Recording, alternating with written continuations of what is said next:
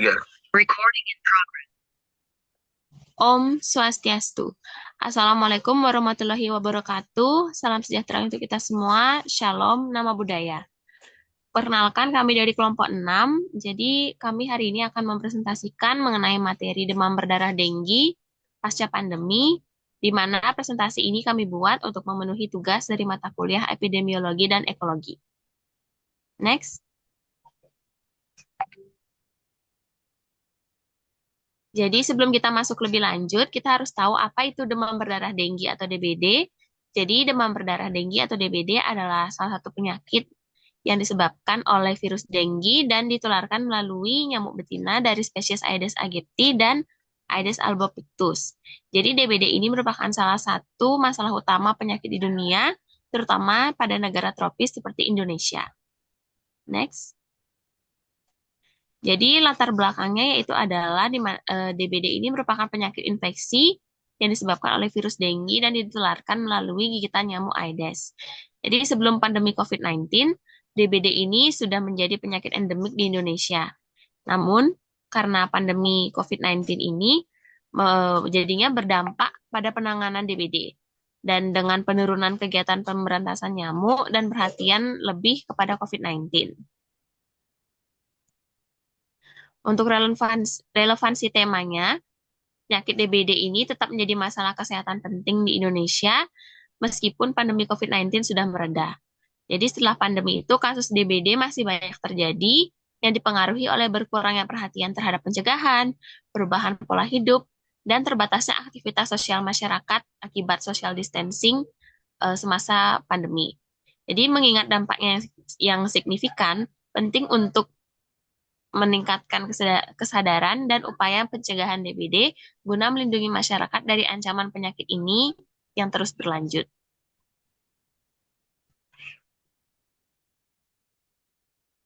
Selanjutnya kita masuk pada bagian prevalensi dari penyakit DBD. Menurut World Health Organization atau WHO, lebih dari 3,9 miliar orang di 128 negara berisiko terinfeksi DBD.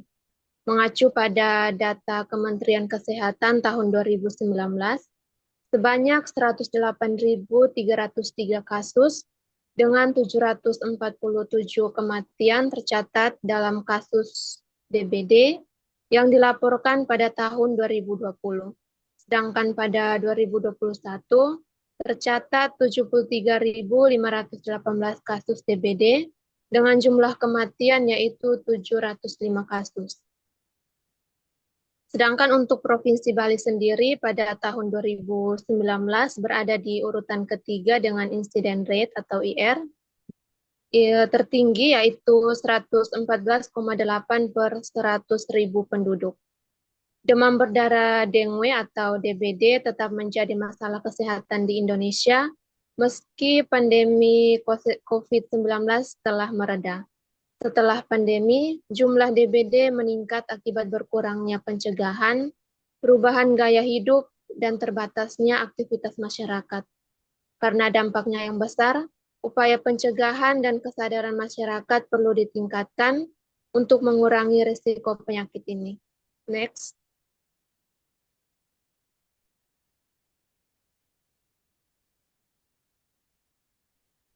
Baik, kita masuk pada promosi kesehatan yang dapat dilakukan selama COVID-19 ini. Yang pertama ada edukasi kesehatan secara daring. Jadi penyuluh kegiatan pengabdian dilakukan dengan sistem daring via Zoom karena terkendala PPKM sehingga tidak bisa bertatap muka secara langsung. Edukasi kesehatan yang dilakukan adalah upaya meningkatkan kesadaran pentingnya penerapan pencegahan demam berdarah dengue yang tepat di kehidupan sehari-hari. Selanjutnya, promosi yang dapat dilakukan yaitu video promosi kesehatan tentang pengendalian DBD.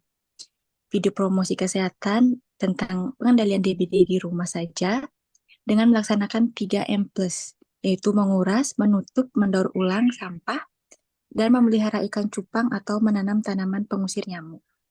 Pemberian video promosi kesehatan ini dilakukan melalui media sosial seperti WhatsApp atau YouTube. Kemudian edukasi dengan Memo Education Health atau permainan monopoli interaktif. Jadi permainan monopoli Edukasi ini merupakan media interaktif yang membuat pesan singkat, kuis, dan informasi terkait pencegahan DBD. Materi yang disampaikan yaitu fokus pada pencegahan DBD melalui 3M+, menguras, menutup, mendaur ulang, dan menabur larvasida. Pelaksanaan kegiatan terdiri dari pretest, pemaparan materi, permainan interaktif, dan post-test. Selanjutnya, pembagian brosur mengenai waspada demam berdarah. Jadi kegiatannya dapat dilakukan di kala pandemi ini dengan melakukan penyuluhan terhadap masyarakat dan pembagian brosur mengenai waspada demam berdarah, serta membagikan tanaman zodia sebagai tanaman pengusir nyamuk. Next. Promotif yang dapat dilakukan selain itu yaitu sosialisasi cara pencegahan dan memberikan pelatihan tentang penyakit DBD. Jadi edukasi tentang penyakit DBD dan cara pencegahan untuk meningkatkan pengetahuan masyarakat tentang cara-cara mencegah penyakit DBD, pengenalan berbagai jenis tanaman pengusir nyamuk. Sedangkan kegiatan pelatihan yaitu untuk meningkatkan keterampilan masyarakat dalam mencegah penularan penyakit DBD, terutama dengan memanfaatkan bahan-bahan yang terdapat di sekitar. Promotif selanjutnya yaitu melakukan pemantauan jentik secara online.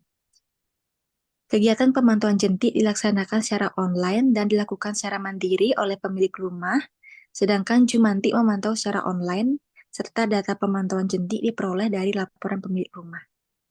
Next.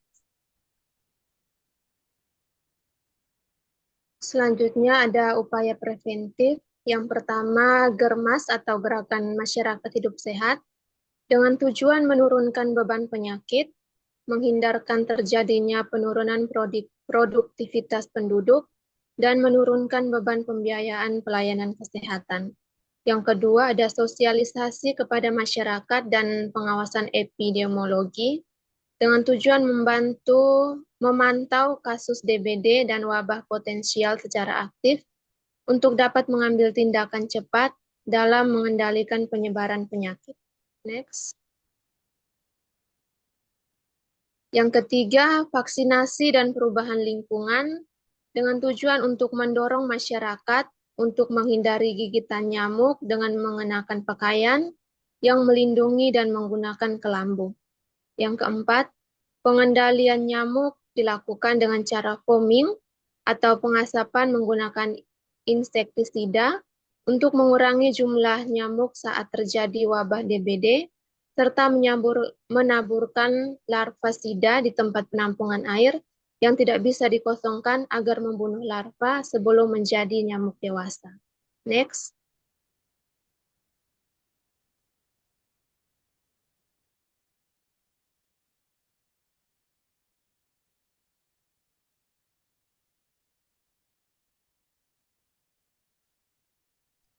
Baik, kita masuk pada bagian kuratif. Untuk tahapan awal, pasien dengan penderita DBD dilayani dengan cepat dan pemeriksaan dilakukan oleh dokter umum. Apabila ada gejala-gejala yang mengarah pada penyakit demam berdarah denggi, akan dilakukan pengecekan laboratorium berupa pemeriksaan jumlah trombosit untuk mengkonfirmasi diagnosis pasien apabila pasien itu menderita penyakit DBD atau tidak. Di sini dapat pasien normal dan juga penderita DBD dapat dibedakan dari jumlah trombositnya, di mana untuk orang normal jumlah trombositnya adalah 150.000 sampai 450.000 per mikroliter. Sedangkan untuk pasien penderita DBD memiliki jumlah trombosit kurang dari 150.000 per mikroliter. Nah, untuk pasien demam berdarah dengan trombosit lebih dari 100.000 per mikroliter akan ditangani cukup dengan rawat jalan, sedangkan untuk pasien demam berdarah dengan trombosit kurang dari 100.000 per mikroliter akan disarankan untuk opname atau dirawat di rumah sakit.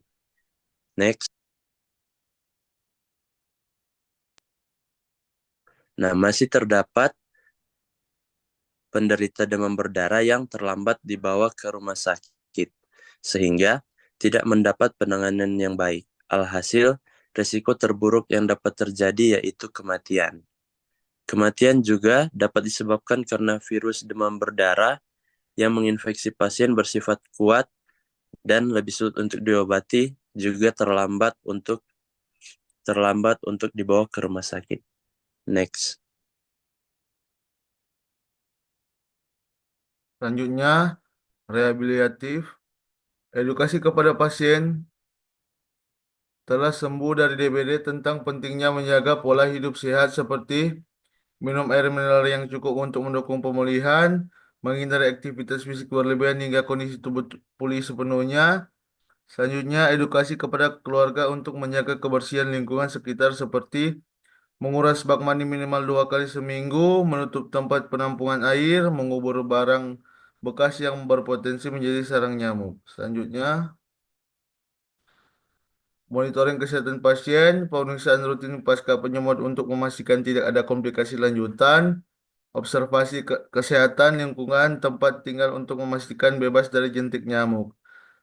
Selanjutnya, peran tenaga kesehatan, pemberian informasi lanjutan tentang cara mencegah kekambuhan, membangun kesadaran bahwa pasien DBD rentan mengalami penurunan imunitas pasca sakit. Selanjutnya, kesimpulan, 4 tahap pelayanan kesehatan masyarakat telah dilaksanakan. Yang pertama, promotif, penyuluhan 3M+, yang kedua, preventif, program Germas dengan fokus pada pemeriksaan kesehatan rutin dan pengecekan lingkungan rumah. Yang ketiga, kuratif, penanganan medis yang mencakup rawat jalan atau opname tergantung tingkat keparahan. Yang keempat, rehabilitatif, edukasi kepada pasien yang telah sembuh untuk menjaga kebersihan lingkungan dan perilaku hidup sehat. Implikasi untuk tenaga kesehatan berperan dalam memberikan edukasi kepada pasien dan masyarakat untuk meningkatkan kesadaran terhadap kebersihan lingkungan sebagai upaya pencegahan demam berdarah. Selanjutnya saya serahkan kepada moderator. Baik, terima kasih penjelasannya. Jadi, sekian presentasi dari kelompok kami. Apabila dalam penyampaian materi terdapat kekurangan, kami mohon maaf. Dan apabila terdapat pertanyaan, bisa dicantumkan di kolom komentar. Sekian presentasi dari kami. Terima kasih. Om Santi, Santi, Santi Om. Assalamualaikum warahmatullahi wabarakatuh. Salam sejahtera untuk kita semua. Shalom, nama budaya.